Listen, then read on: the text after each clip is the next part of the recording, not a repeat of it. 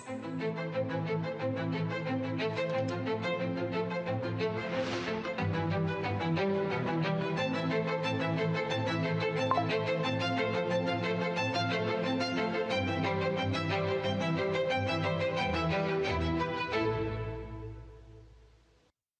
प्यारे देशवासियों, नमस्कार। मन की बात में आप सबका स्वागत है। पूरे देश में इस समय त्योहारों का उल्लास है। हम सब ने कुछ दिन पहले दीपावली मनाई है और अभी बड़ी संख्या में लोग छठ पूजा में व्यस्त हैं। घरों में ठेकुआ बनाया जा रहा है, जगह-जगह घाट सज रहे हैं, बाजारों में रौनक है। हर तरफ श्रद्धा, अपनापन और परंपरा का संगम दिख रहा है। छठ का व्रत रखने वाली महिलाएं जिस समर्पण और निष्ठा से इस पर्व की तैयारी करती हैं, वो अपने आप में बहुत प्रेरणादायक है।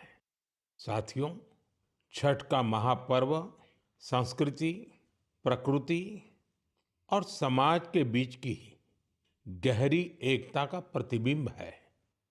छठ के घाटों पर समाज का हर वर्ग एक साथ खड़ा होता है।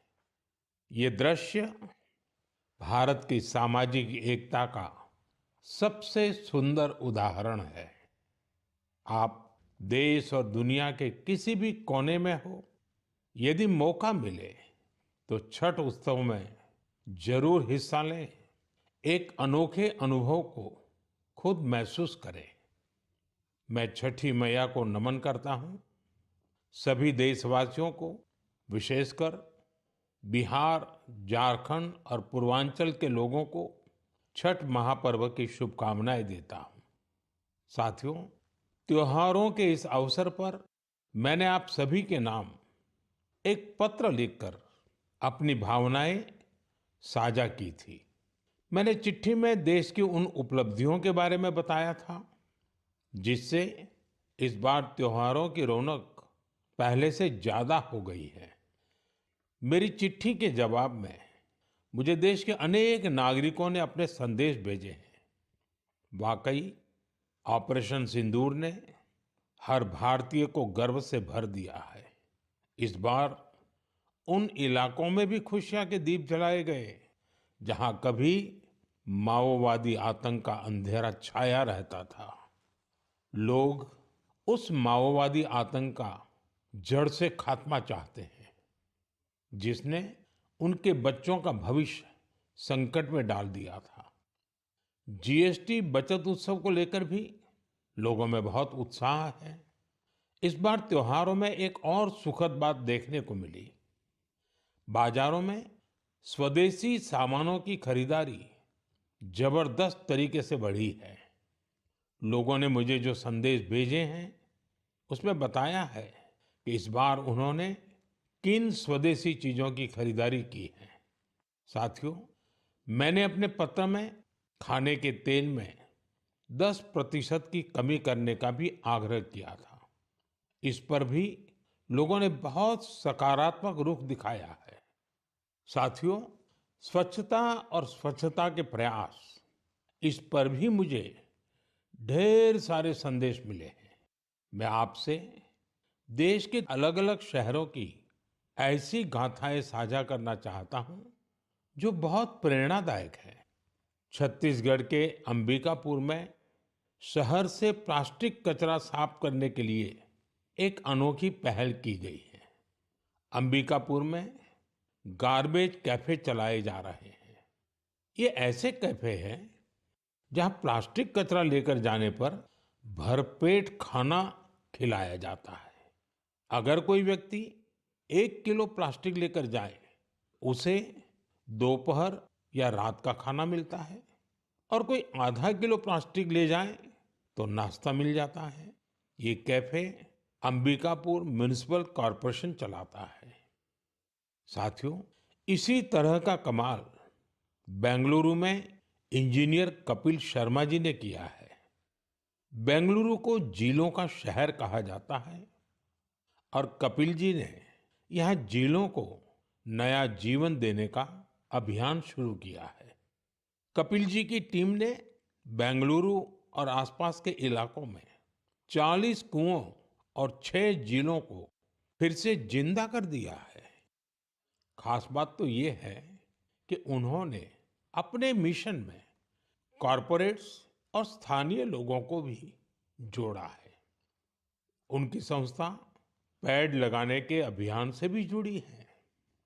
साथियों, अंबिकापुर और बेंगलुरु ये प्रेरक उदाहरण बताते हैं कि जब ठान लिया जाए तो बदलाव भी आकर के ही रहता है।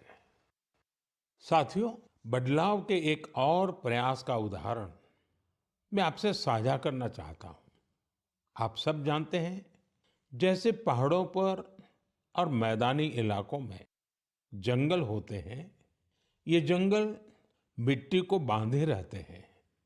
कुछ वैसी ही अहमियत समंदर के किनारे मैंग्रोव की होती है। मैंग्रोव समुद्र के खारे पानी और दलदली जमीन में उगते हैं और समुद्री इकोसिस्टम का एक अहम हिस्सा होते हैं। सुनामी या साइक्लोन जैसी आपदा आने पर ये मैंग्रोव बहुत मददगार साबित होते हैं।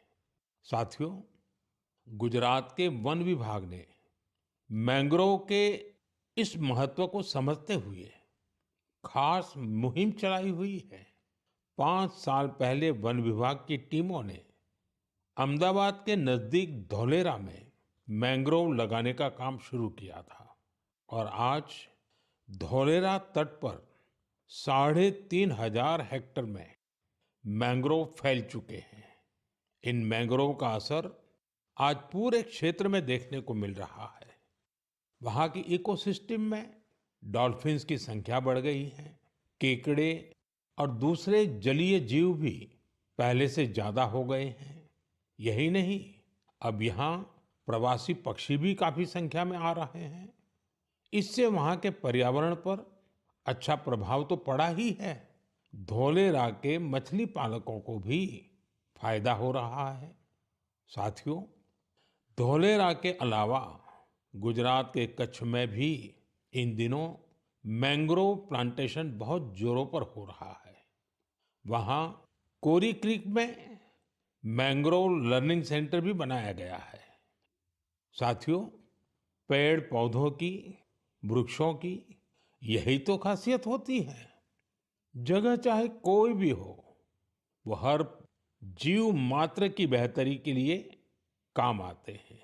इसलिए तो हमारे ग्रंथों में कहा गया है, धन्या महिरुहा येभ्यो निराशाम यान्ति नार्थिनः। अर्थात वो वृक्ष और वनस्पतियां धन्य है जो किसी को भी निराश नहीं करते। हमें भी चाहिए, हम जिस भी इलाके में रहते हैं, पेड़ अवश्य लगाएं। एक पेड़ मां के नाम के अभियान को हमें और आगे बढ़ाना है। मेरे प्यारे देशवासियों, क्या आप जानते हैं कि मन की बात में हम जिन विषयों पर चर्चा करते हैं, उनमें मेरे लिए सबसे संतोष की बात क्या होगी? तो मैं इस बारे में यही कहूंगा कि मन की बात में हम जिन विषयों की चर्चा करते हैं, उनसे लोगों को समाज के लिए कुछ अच्छा, कुछ इनोवेटिव करने की प्रेरणा मिलती है। इससे हमारी संस्कृति, हमारे देश के कई पहलू उभर कर सामने आते हैं। साथियों, आप में से बहुतों को याद होगा, करीब 5 वर्ष पहले मैंने इस कार्यक्रम में भारतीय नस्ल के श्वान यानी डॉग्स की चर्चा की थी। मैंने देशवासियों के साथ ही अपने सुरक्षा बलों से आग्रह किया था कि वे भारतीय नस्ल के डॉग्स को अपनाएं, क्योंकि वो हमारे परिवेश और परिस्थितियों के अनुरूप ज्यादा आसानी से ढल जाते हैं। मुझे ये बताते हुए खुशी हो रही है कि हमारी सुरक्षा एजेंसियों ने इस दिशा में काफी सराहनीय प्रयास किए हैं। बीएसएफ और सीआरपीएफ ने अपने दस्तों में भारतीय नस्ल के डॉग्स की संख्या बढ़ाई है। डॉग्स की ट्रेनिंग के लिए बीएसएफ का नेशनल ट्रेनिंग सेंटर ग्वालियर के टेकनपुर में है। यहाँ उत्तर प्रदेश के रामपुर हाउंड, कर्नाटका और महाराष्ट्र के मुधोल हाउंड, इस पर विशेष रूप से फोकस किया जा रहा है। इस सेंटर पर ट्रेनर्स टेक्नोलॉजी और इनोवेशन की मदद से श्वानों को बेहतर तरीके से ट्रेन कर रहे हैं।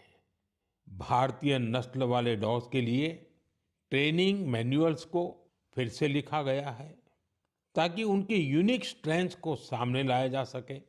बेंगलुरु में सीआरपीएफ के dog breeding and training school में मॉन्ग्रेल्स, मुधोल हाउंड, कोम्बाई और पांडिकोना जैसे भारतीय श्वानों को ट्रेन किया जा रहा है।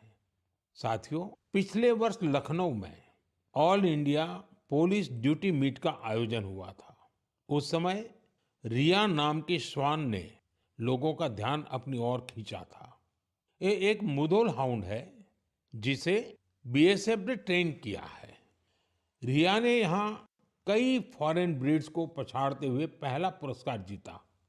साथियों, अब बीएसएफ ने अपने डॉग्स को विदेशी नामों के बजाय भारतीय नाम देने की परंपरा शुरू की है। हमारे यहाँ के देशी श्वान ने अद्भुत साहस भी दिखाया है। पिछले वर्ष छत्तीसगढ़ के माओवाद से प्रभावित रहे क्षेत्र में गश्त के दौरान सीआरपीएफ के एक देसी श्वान ने 8 किलोग्राम विस्फोटक का पता लगाया था।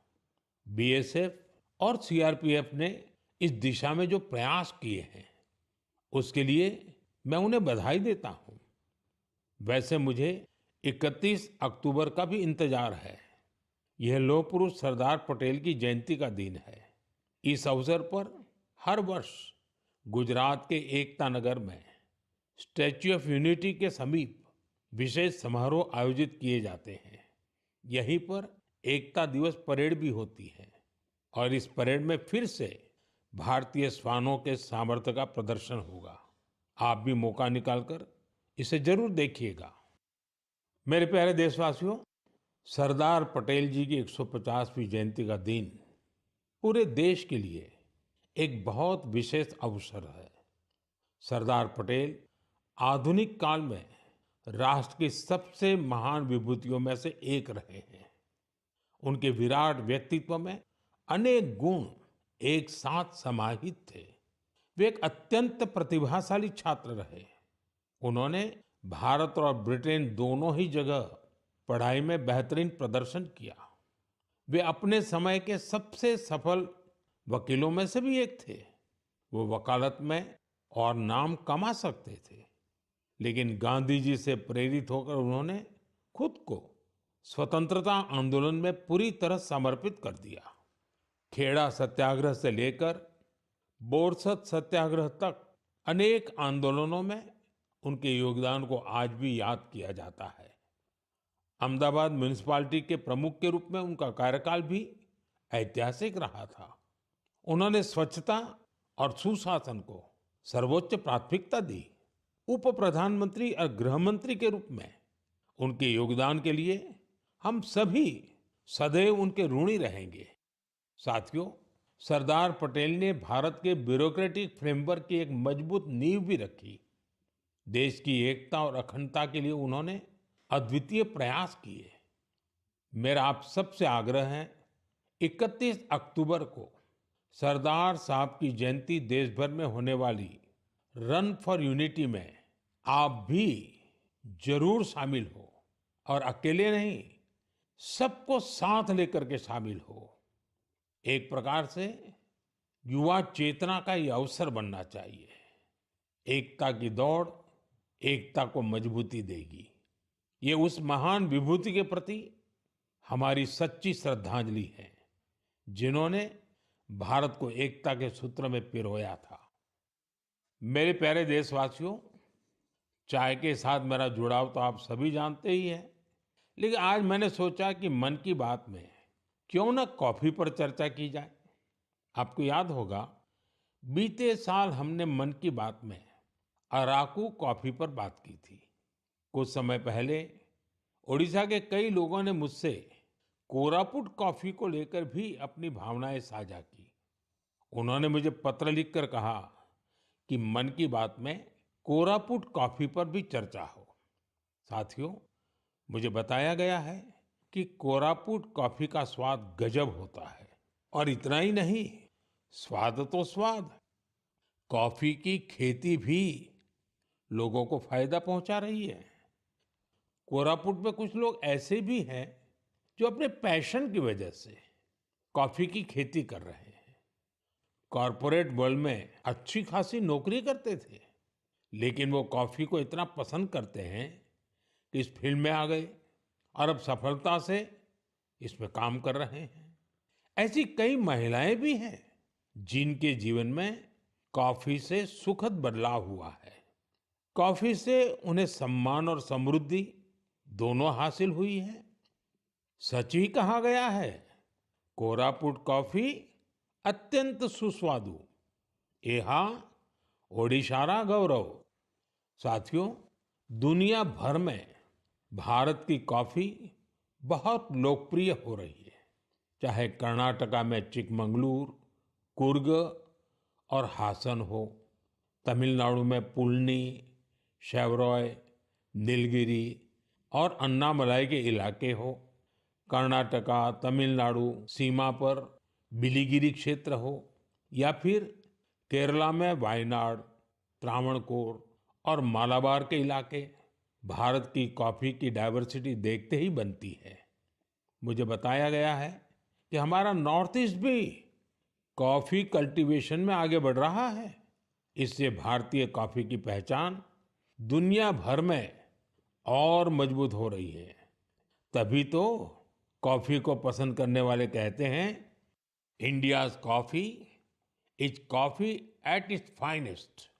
It is brood in India and loved by the world. मेरे प्यारे देशवासियों, अब मन की बात में एक ऐसे विषय की बात जो हम सबके दिलों के बेहद करीब है। ये विषय है हमारे राष्ट्रगीत का। भारत का राष्ट्रगीत यानी वंदे मातरम। एक ऐसा गीत जिसका पहला शब्द ही हमारे हृदय में भावनाओं का उफान ला देता है। वंदे मातरम, इस एक शब्द में कितने ही भाव है, कितनी ऊर्जाएं हैं। सहज भाव में ये हमें माँ भारती के वात्सल्य का अनुभव कराता है। यही हमें माँ भारती की संतानों के रूप में अपने दायित्वों का बोध कराता है। अगर कठिनाई का समय होता है तो वंदे मातरम का उद्घोष 140 करोड़ भारतीयों को एकता की ऊर्जा से भर देता है। साथियों, राष्ट्रभक्ति, माँ भारती से प्रेम, ये अगर शब्दों से परे की भावना है तो वंदे मातरम उस अमूर्त भावना को साकार स्वर देने वाला गीत है। इसकी रचना बंकिम चंद्र चट्टोपाध्याय जी ने सदियों की गुलामी से शिथिल हो चुके भारत में नए प्राण फूंकने के लिए की थी। वंदे मातरम भले ही 19वीं शताब्दी में लिखा गया था, लेकिन इसकी भावना भारत की हजारों वर्ष पुरानी अमर चेतना से जुड़ी थी। वेदों ने जिस भाव को माता भूमि पुत्रो अहम पृथिव्याः कहकर भारतीय सभ्यता की नींव रखी थी, बंकिम चंद्र जी ने वंदे मातरम लिखकर मातृभूमि और उसकी संतानों के उसी रिश्ते को भाव विश्व में एक मंत्र के रूप में बांध दिया था। साथियों, आप सोच रहे होंगे कि मैं अचानक से वंदे मातरम की इतनी बातें क्यों कर रहा हूं। दरअसल कुछ ही दिनों बाद 7 नवंबर को हम वंदे मातरम के 150वें वर्ष के उत्सव में प्रवेश करने वाले हैं।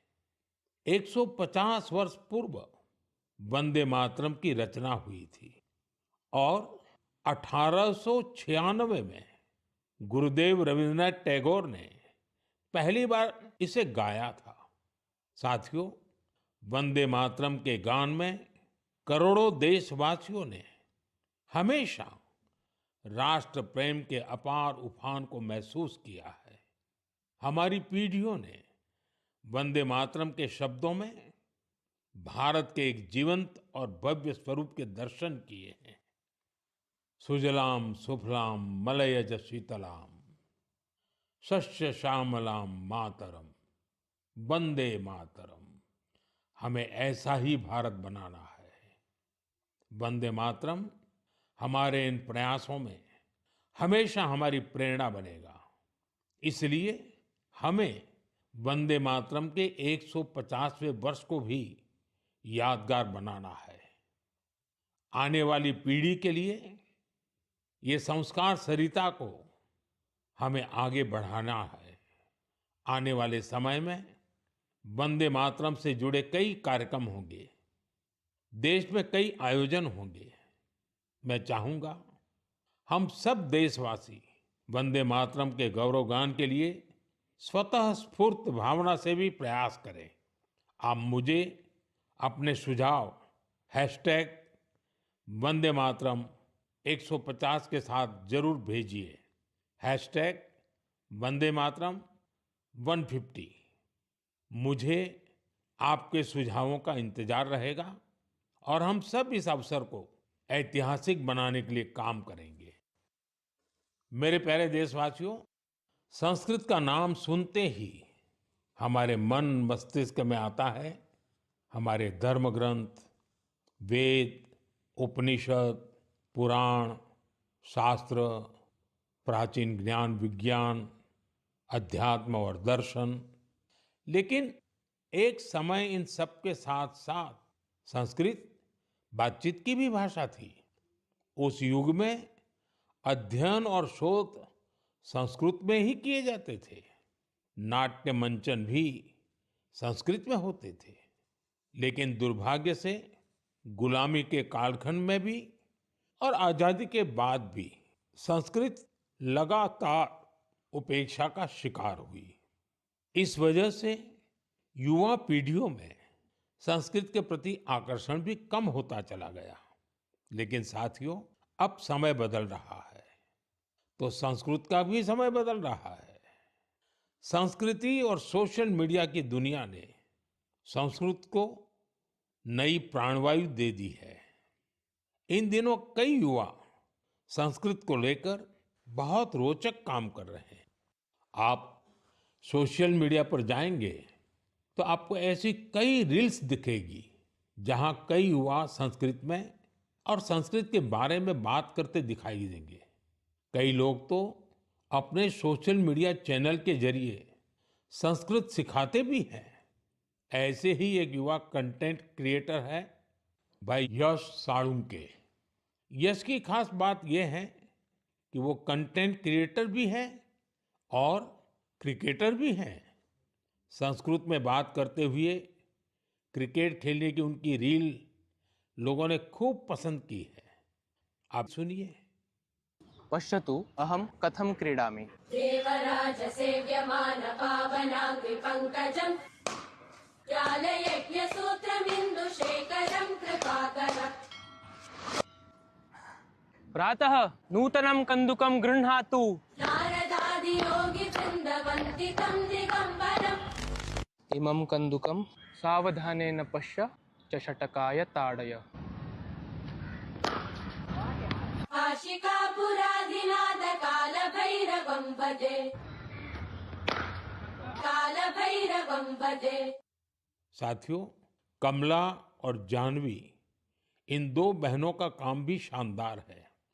ये दोनों बहनें अध्यात्म, दर्शन और संगीत पर कंटेंट बनाती हैं। इंस्टाग्राम पर एक और युवा का चैनल है संस्कृत छात्रो अहम।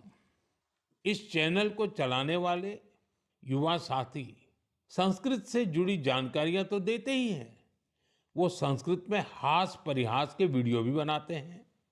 युवा संस्कृत में ये वीडियो भी खूब पसंद करते हैं। आप में से कई साथियों ने समष्टि के वीडियोज भी देखे होंगे। समष्टि संस्कृत में अपने गानों को अलग अलग तरह से प्रस्तुत करती है। एक और युवा है भावेश भीमनाथनी। भावेश संस्कृत श्लोकों, आध्यात्मिक दर्शन और सिद्धांतों के बारे में बात करते हैं। साथियों, भाषा किसी भी सभ्यता के मूल्यों और परंपराओं की वाहक होती है। संस्कृत ने ये कर्तव्य हजारों वर्ष तक निभाया है। ये देखना सुखद है कि अब संस्कृत के लिए भी कुछ युवा अपना कर्तव्य निभा रहे हैं। मेरे प्यारे देशवासियों, अब मैं आपको जरा फ्लैशबैक में लेकर चलूंगा। आप कल्पना करिए, 20वीं सदी का शुरुआती कालखंड। तब दूर दूर तक आजादी की कहीं कोई उम्मीद नजर नहीं आ रही थी। पूरे भारत में अंग्रेजों ने शोषण की सारी सीमाएं लांघ दी थी और उस दौर में हैदराबाद के देशभक्त लोगों के लिए दमन का दौर और भी भयावह था। वे क्रूर और निर्दयी निजाम के अत्याचारों को भी झेलने को मजबूर थे।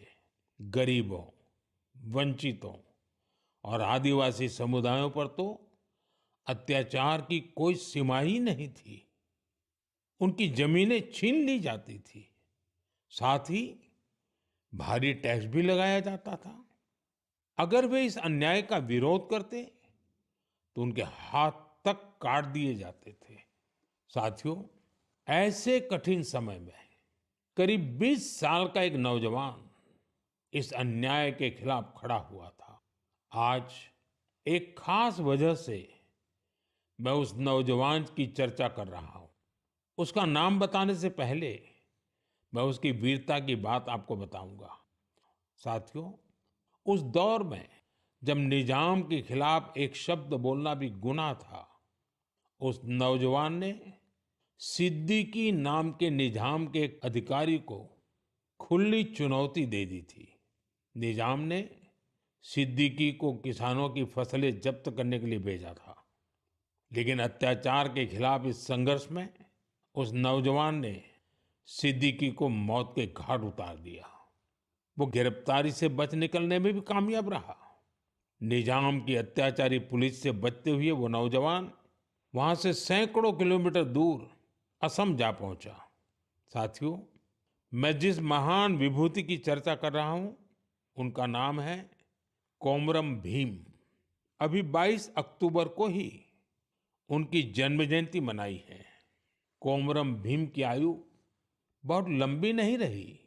वो महज 40 वर्ष ही जीवित रहे, लेकिन अपने जीवन काल में उन्होंने अनगिनत लोगों, विशेषकर आदिवासी समाज के हृदय में अमिट छाप छोड़ी।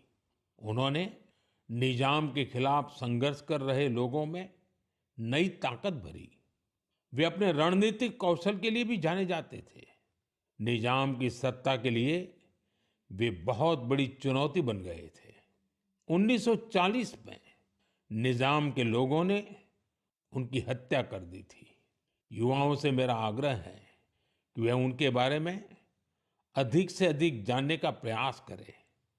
कोमरम भीम की ना विनम्र निवाली आयन प्रजल हृदयालो एप्पटिकी नीलीची वंटारू। साथियों, अगले महीने की 15 तारीख को हम जनजातीय गौरव दिवस मनाएंगे। यह भगवान बिरसा मुंडा जी की जयंती का सुअवसर है।